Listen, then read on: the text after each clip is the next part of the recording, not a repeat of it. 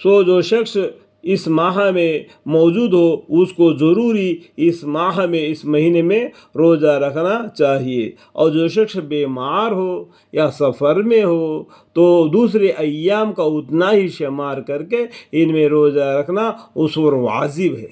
जो शख्स सफ़र करता है एक जगह से दूसरे जगह पर, या कोई बीमार है, उसको इस महीने में है उस तरीके से तो दूसरे अय्याम का शुमार करके इस महीना यानी 30 दिन के या रोज़ा रखना उसके ऊपर वाजिब है। और कुछ लोग क्या करते हैं कि रोज़े के दरमियान में मतलब छुटकारा पाने के लिए सफ़र का एक बंदोबस्त कर लेता है कि हमको बताया है कि सफ़र में रोज़ा नहीं रखना है।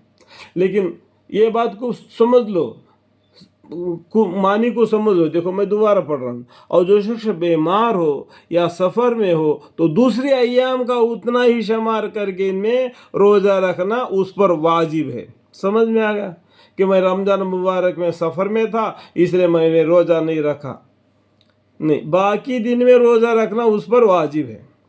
अल्लाह ताला को तुम्हारे साथ अहकाम में आसानी करना मंजूर है और तुम्हारे साथ दुश्वारी मंजूर नहीं। अल्लाह ताला हम पर यानी मोमिनों पर, मुसलमानों पर, तमाम लोगों पर बिल्कुल मेहरबान है, तकलीफ देना नहीं चाहते। जितना आसान काम है उतना ही बताते हैं। वो भी पैगम्बर सल्लल्लाहु अलैहि वसल्लम सहाबा करम रज़ियल्लाहु अन्हुम ने कर चले गए थे, वही काम हमको बता दिए।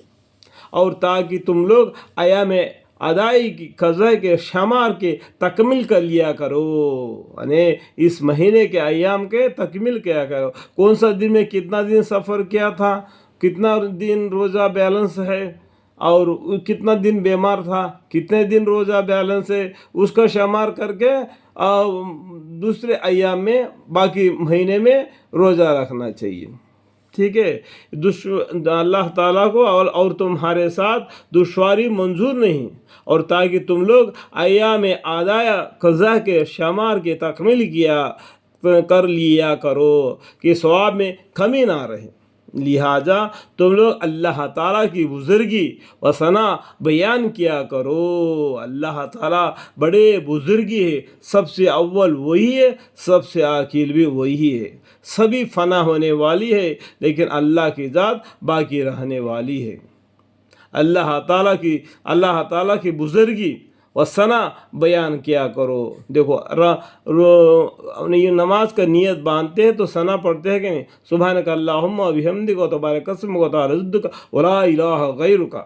और भी कुरान में सूरह जुमा में भी और जगह पर भी अल्लाह के बारे में बयान आया है कि उनके शान में आयत ज़्यादा है।